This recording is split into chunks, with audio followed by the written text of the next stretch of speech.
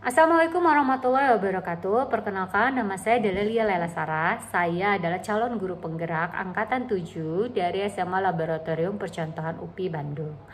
Pada kesempatan kali ini saya akan mengemukakan mengenai koneksi antar materi sebagai tugas dari modul 1.4. Baik, yang pertama yaitu mengenai pemikiran reflektif. Pengalaman atau materi baru apa saja yang saya peroleh ketika dalam pendidikan guru penggerak ini.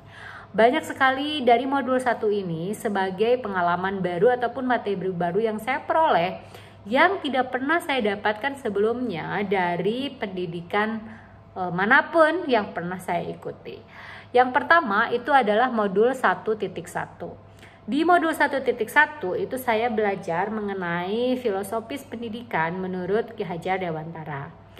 Jadi jika diibaratkan seorang guru itu ibaratnya adalah seorang petani, di mana petani itu hanya memberikan pupuk, memberikan lingkungan yang baik agar tanamannya, agar padinya dapat tumbuh dengan baik menjadi padi dengan kualitas yang unggul. Jadi petani itu tidak bisa mengubah padi menjadi tanaman lain. Tapi petani itu hanya bisa memberikan lingkungan yang dapat mensupport padi untuk menjadi padi yang unggul. Begitupun seorang guru. Seorang guru hanya bisa memberikan lingkungan yang positif, mencegah pengaruh-pengaruh dari luar yang negatif, memberikan dukungan kepada peserta didik agar mampu untuk mengimplementasikan dirinya menjadi pribadi yang unggul sesuai dengan kodrat dirinya, kodrat alam, dan kodrat zamannya. Kemudian pada modul 1.2 saya belajar mengenai nilai dan peran guru penggerak. Ada 5 peran guru penggerak yang harus dimiliki oleh seorang guru penggerak. Yang pertama adalah berpihak pada murid, yang kedua adalah reflektif, kolaboratif, inovatif, dan mandiri. Di dalam modul 1.2 saya juga belajar bagaimana manusia itu bisa bergerak dan menggerakkan. Bagaimana seseorang itu melakukan sebuah tindakan yang didasarkan untuk memenuhi kebutuhan dasarnya. Seorang manusia memiliki 5 kebutuhan dasar. Yang pertama adalah kebutuhan untuk bertahan hidup atau survival. Termasuk di dalamnya adalah kebutuhan untuk makan, minum, sandang, pangan, juga termasuk di dalamnya adalah kebutuhan akan rasa aman.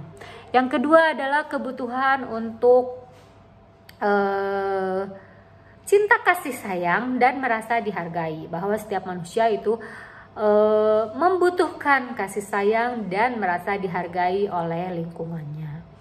Kemudian yang ketiga itu kebutuhan untuk kesenangan, bahwa setiap manusia juga membutuhkan bahwa kesenangan itu adalah sebuah dasar kebutuhan yang dimiliki oleh, yang harus dipenuhi oleh seseorang. Termasuk juga yang keempat itu adalah kebebasan dan penguasaan. Materi ini belum pernah saya dapatkan dimanapun ya. Saya baru mengetahui pada pendidikan ini bahwa seorang manusia, seorang individu itu memiliki kebutuhan akan kesenangan, akan kebebasan, dan akan penguasaan. Dan itu memang merupakan sesuatu yang saya rasakan. Kemudian pada modul 1.3 saya belajar mengenai manajemen perubahan melalui pendekatan inquiry apresiatif. Di sini kita bisa menggunakan tahapan bagja ya, di mana disusun berdasarkan langkah-langkah. Yang pertama adalah membuat pertanyaan, kemudian selanjutnya adalah ambil pelajaran, kemudian gali mimpi, kemudian jabarkan rencana, dan kemudian yang terakhir adalah atur eksekusi. Tuh ya, dengan metode inquiry apresiatif ini maka kita bisa mulai merancang perubahan apa saja yang dibutuhkan oleh sekolah kita. Dan pada modul keempat saya belajar mengenai budaya positif. Ada 5 kontrol seorang guru yang pada umumnya dilaksanakan. Yang pertama adalah sebagai penghukum, yang kedua adalah sebagai pembuat rasa bersalah, yang ketiga adalah sebagai teman, yang keempat adalah sebagai pemantau, dan yang kelima adalah sebagai manajer. Nah, dari 5 kontrol ini diharapkan seorang guru itu dapat berperan sebagai manajer dalam menghadapi kasus-kasus yang terjadi di sekolahnya. Dengan begitu, maka peserta didik akan menjadi individu atau pribadi yang lebih baik. Pada pendidikan ini, saya baru menyadari bahwa hukuman ataupun reward itu bukanlah sesuatu yang dapat meningkatkan motivasi belajar peserta didik dalam jangka waktu yang panjang. Hukuman itu hanya akan membuat peserta didik berubah dalam waktu sesaat. Nah, karena yang lebih penting untuk membuat perubahan peserta didik itu adalah melalui motivasi intrinsik. Bagaimana kita menumbuhkan motivasi intrinsik di dalam diri siswa? Salah satunya adalah ketika kita berperan sebagai manajer dalam menangani kasus-kasus yang terjadi. Kemudian, dalam menghadapi kasus-kasus yang terjadi, kita juga bisa menggunakan metode segitiga restitusi, di mana yang pertama adalah menstabilkan identitas terlebih dahulu, kemudian yang kedua adalah memvalidasi tindakan yang salah, dan yang ketiga adalah menanyakan keyakinan. Nah, melalui segitiga restitusi inilah maka diharapkan budaya positif dapat berkembang di sekolah kita. Jadi penanganan kasus-kasus yang terjadi di sekolah itu tidak terpaku pada jenis hukuman ataupun reward yang kita berikan ketika siswa melakukan sebuah pelanggaran ataupun mendapatkan suatu perbaikan. Nah, emosi apa yang dirasakan oleh saya ketika saya sudah menjalani pendidikan guru penggerak ini, seperti yang ada di gambar ini? Saya sangat merasa senang dan merasa memiliki insight baru, memiliki motivasi baru, bagaimana saya bisa mengembangkan diri saya dan lingkungan sekitar menjadi yang lebih baik.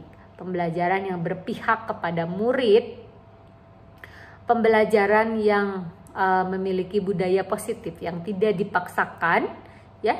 Dan juga saya sangat bahagia karena saya mengetahui ini sekarang.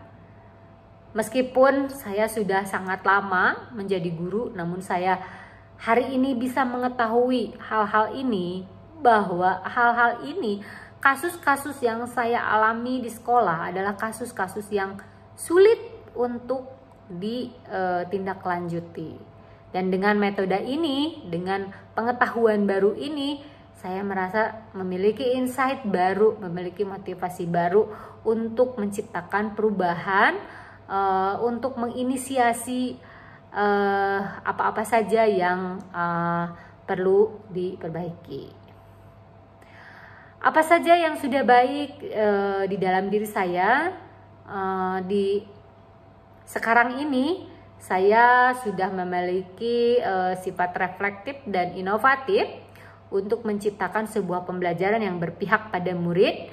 Namun saya juga harus memperbaiki sikap-sikap saya yang lainnya, seperti dalam hal kolaborasi, kemudian juga dalam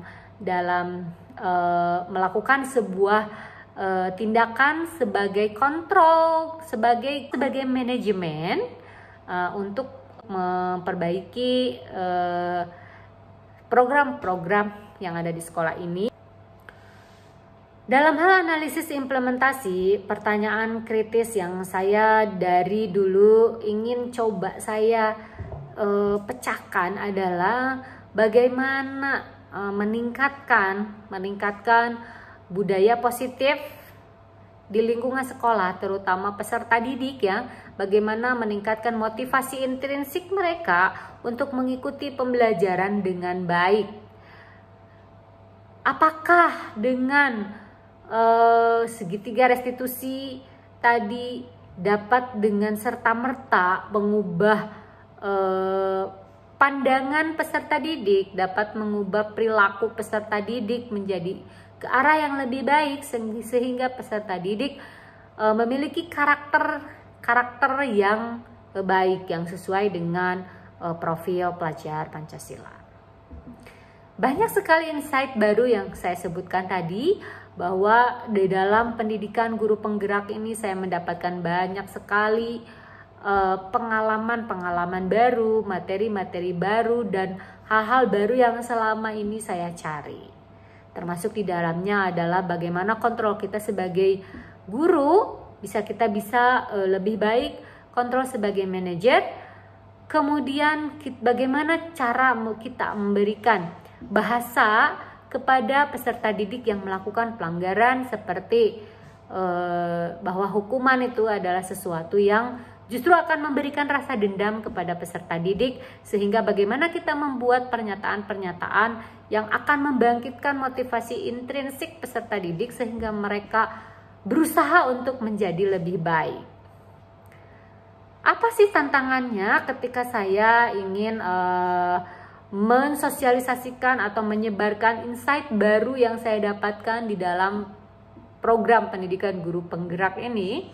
Tantangannya adalah bahwa tidak semua guru-guru di sekolah ini sependapat bahwa hukuman itu bukanlah sesuatu yang baik untuk peserta didik. Beberapa guru di sini masih memiliki pandangan bahwa hukuman bagi siswa yang melanggar adalah sesuatu yang harus dilakukan. Kesepakatan yang dibuat antara peserta didik dan sekolah bukanlah suatu kesepakatan yang disusun bersama dengan peserta didik, namun kesepakatan yang dipaksakan peserta didik mengikuti aturan tersebut. Di sekolah ini sudah ada aturan bagaimana menggunakan seragam, bagaimana datang ke sekolah, meskipun di situ tidak disebutkan apa hukumannya jika melanggar peraturan. Namun belum ada penanganan seperti yang disebutkan di dalam program pendidikan guru penggerak ini. Nah, ini merupakan sebuah tantangan baru bagaimana saya dapat menyisipkan pandangan-pandangan baru yang saya terima ini untuk memberikan warna, untuk memberikan perubahan-perubahan positif terhadap program-program ataupun kebijakan-kebijakan yang ada di sekolah ini. Alternatif solusinya seperti apa? Saya akan mencoba untuk berkomunikasi secara personal terlebih dahulu dengan guru-guru tersebut. Kemudian nanti kita akan mensosialisasikan dan memberikan insight yang baru ini kepada guru-guru lainnya, menyebarkan secara luas di sekolah ini, dan saya pun berusaha menjadi teladan bagaimana menerapkan prinsip-prinsip dari segitiga restitusi, kemudian peran guru sebagai manajer, dan juga menerapkan budaya-budaya positif di sekolah ini. Bagian ketiga yaitu mengenai keterhubungan. Apa saja pengalaman masa lalu yang saya terima ketika baik saya menjadi guru maupun saya sebagai siswa di sekolah. Ketika saya mendapatkan sebuah hukuman, maka saya akan merasa tidak enak hati dan merasa mendendam dengan guru tersebut gitu ya. Kemudian juga pengalaman-pengalaman saya dalam menghadapi siswa yang melakukan pelanggaran ataupun tidak semangat belajar di dalam kelas saya, misalnya tertidur atau dia keluar kelas. Nah, ini yang di masa lalu ini sangat sulit untuk saya tangani. Nah, sehingga bagaimana nih penerapan masa depannya? Saya akan mencoba insight baru yang saya dapatkan dalam program pendidikan guru penggerak ini melalui penerapan budaya positif, melalui segitiga restitusi, dan juga melalui prinsip-prinsip seorang guru penggerak, di mana kita harus melaksanakan pembelajaran yang berpihak pada murid, memperhatikan karakteristik ataupun minat dan bakat dari masing-masing peserta didik tersebut.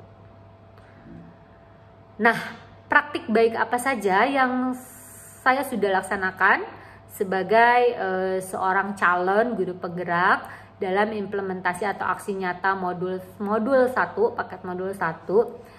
Beberapa minggu yang lalu saya coba melaksanakan pembelajaran di dalam kelas yang berpihak pada murid, memperhatikan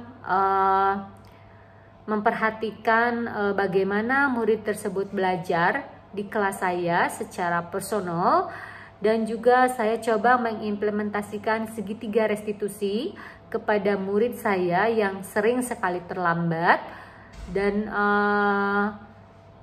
belakangan ini dia sudah mengalami perubahan yang cukup baik ya. Kemudian informasi dari luar apa saja yang saya terima selain dari PGP ini? Saya menerima berbagai sharing dari teman-teman lain di komunitas calon guru penggerak yang biasanya difasilitasi oleh fasilitator. Banyak sekali pengalaman-pengalaman berharga yang saya peroleh, yang mungkin nanti akan saya terapkan di sekolah saya, karena mereka itu membagikan praktik baik bagaimana pola, program ataupun penanganan di sekolah mereka. Nah, rencana aksi nyata yang saya coba susun, saya akan coba susun sebuah program yang namanya adalah Sigelis, yaitu yang berarti adalah cantik ya. Program ini merupakan program pembelajaran yang berpihak pada murid, program yang membuat sekolah ini menjadi sekolah yang memiliki budaya positif, baik dalam penanganan kasus-kasus peserta didik, terutama dalam meningkatkan motivasi intrinsik belajarnya, menangani kasus-kasus keterlambatan ataupun pelanggaran-pelanggaran, dan juga mengenai lingkungan sekolah yang sehat. Nah, setelah menyusun program, rencana aksi berikutnya adalah saya akan mengajak kolaborasi dengan beberapa guru. Nah, secara personal saya coba beberapa guru yang tertarik untuk terlibat dalam program Sigelis ini. Kemudian nanti akan coba kita susun kekuatan-kekuatan apa saja yang sudah dimiliki oleh sekolah dan apa saja yang masih perlu ditingkatkan. Setelah itu adalah tahap implementasi dan tahap evaluasi. Kemudian dari tahap evaluasi ini ya, bagaimana implementasinya dilaksanakan, apakah sudah baik program yang kita susun itu atau belum, dan apakah sudah bisa dilaksanakan oleh guru-guru yang lainnya. Apakah program kita ini dapat memberikan, melatih ataupun mengembangkan budaya positif di sekolah kita. Nah, dari hasil evaluasi tersebut selanjutnya dilaksanakan perbaikan seperti apa, dan juga diskusi bersama antara kita semua guru-guru yang ada di sini, termasuk juga kita bisa mendengarkan pendapat murid-murid mengenai program yang telah kita susun ini, dan kita coba jalankan kembali program tersebut sehingga program tersebut menjadi program yang berkelanjutan dan program yang semakin lama semakin dapat menumbuhkan budaya positif di sekolah kita. Baik, itu saja mungkin koneksi antar materi yang saya sampaikan. Terima kasih atas perhatian dan juga sudah menonton video ini. Assalamualaikum warahmatullahi wabarakatuh.